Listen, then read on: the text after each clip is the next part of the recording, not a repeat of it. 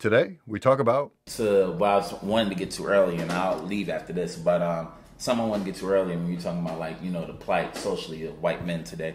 No, that. Oh yeah, the high suicide rates. Yeah, no, it's an eye roll. I mean, the suicide rate is never an eye roll. Don't get it twisted. What I'm saying more so is when we talk about some of the problems, right? Like you have things like white supremacy and does that exist? Yes. How many people? And that are white supremacists? Yeah, they're white supremacists. In the United States, how many people do you think identify as white supremacists? In this building? No. In the country, how many people? So as I was saying, when it comes down to it, right? And no, because this is what I'm getting to. Because I'm you know, as a comic, I had somebody tell me at college, it was like, hey, don't say anything that might trigger our kids and make me mad. Because I said, you told me I can't say anything joking-wise that might trigger your kids, and yet you teach history in this motherfucker. And what's more triggering than any history class when you teach children at a very young age and throughout their school career that at one point certain kids that look like this were over the people that look like this. So at a very young age, you create something in people. You create a sense of superiority. You create a sense of inferiority. And then as they grow up, you'll tell black kids to hear a lot of times, and Hispanic kids, so on and so forth, will hear that, oh, you got to work twice as hard to be just as good as any white kid. Bullshit. You get your 100% the way they get their 100%. You're already just as good. You don't have to feel like that they're doing anything against you. Do you feel like there shouldn't be a superiority? I feel that you're saying they shouldn't teach history in school. Though? Yeah, I was going to ask you. Do you feel like we should just history? That's how it no, but I get because I've heard this argument before, so I'm curious your take on it. And I've heard some good points for it. Do you feel like we should just scrap that chapter in classes? I would love to see what it does if you did, because again, when we talk about superiority complexes. You take a kid now. I don't know the exact numbers, as I'm not Professor Charles Xavier. I don't have cerebro to click and go white supremacist, white supremacist, white supremacist. And it's not like if you did have those feelings that you will up and identify yourself as that. Just because you do not does not mean that there's not millions of people that feel that way. The KKK took the. Hold on, listen to me. And I'm a dictate right now. Forgive me for that. And when I leave, feel free to tell me how wrong I was. But it's America. You have your right to be wrong. Right. But at the end of the day, there is that here. And it's not just here. Because you can watch that old lady, Jane Elliott, or whatever her name is, do the brown and blue eye test. It should shock you. Because it puts people right in the position that subconsciously, and no, not subconsciously, unconsciously, that other people are put in. And you should see the way these motherfuckers break down. Because it's not overt. It's never overt. You know what I mean? And most times, no, I'm dictating. Most times, it's not going to be. So when I say supremacy, I'm saying, imagine what that does to a kid. Imagine what that does to a little white kid and learn that at one point in history, whether they agree with it or not, at one point in history, just for the way I look, I was better than this, right? Because of the way it looked. Now, that's something very small that you put in a child's brain.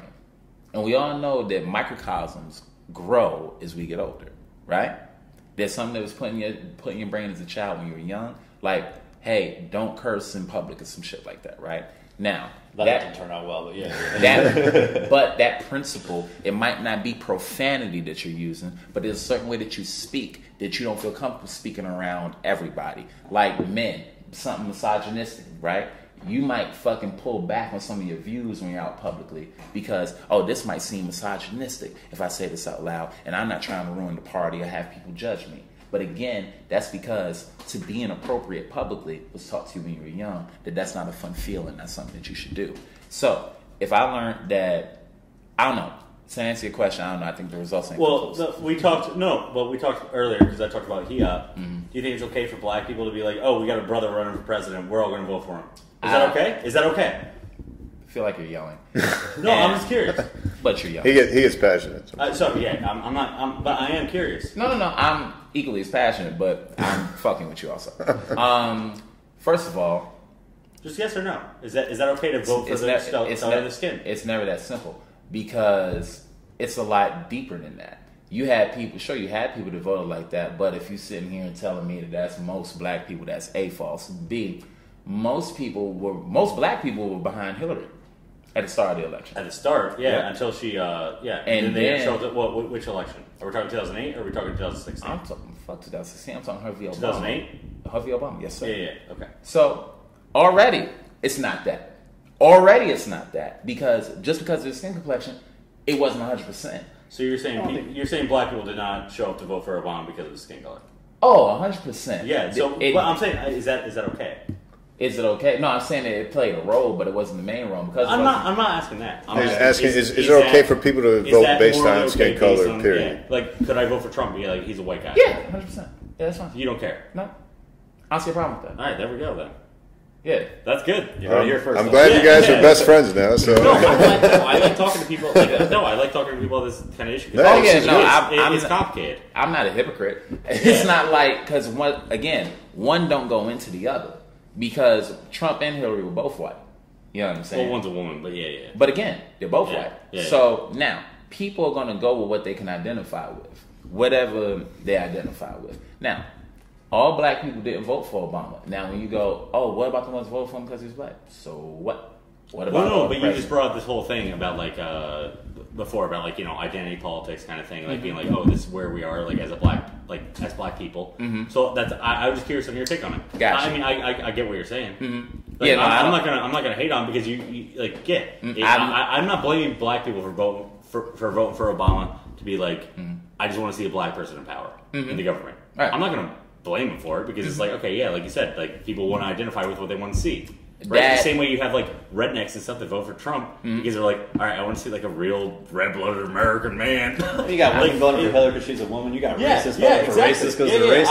I we would vote for kids from our hometown, white or black, just because, oh, that's my boy. Or, he's from my hometown. I was just curious to hear your take on it. I don't care either way. I don't see anything wrong with that. But at the end of the day, when it comes down to it, when we talk about supremacy and inferiority complexes, do you not think there's black supremacists?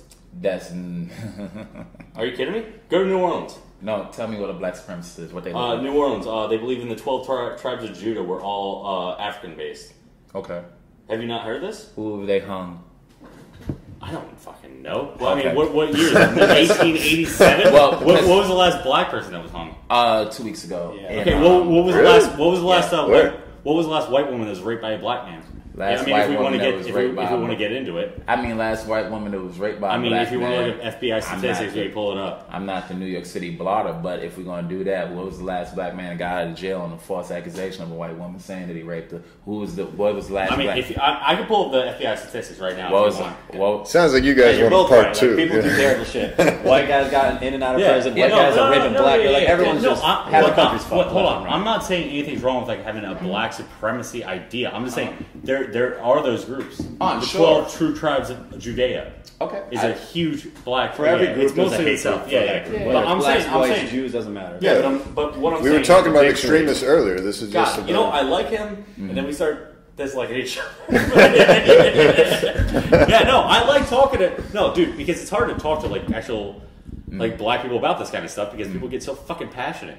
I mean, I'm very with stuff like this. My passion is like very even. Yeah.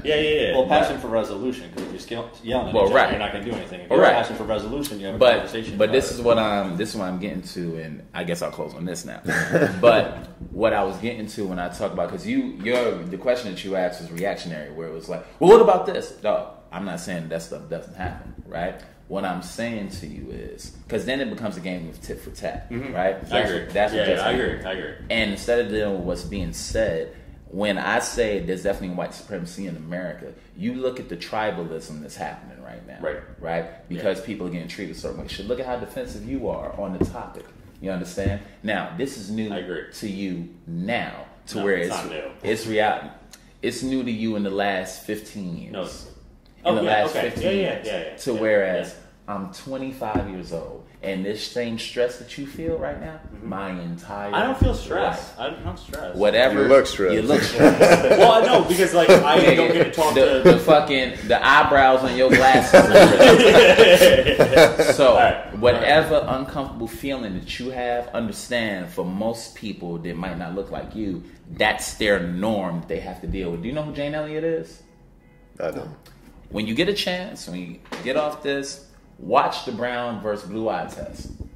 And it may or may not change your opinion on shit. But you should definitely watch that. Especially with as passionate as you are. You should watch that 10 times and watch it with your pants off because the shit might arouse.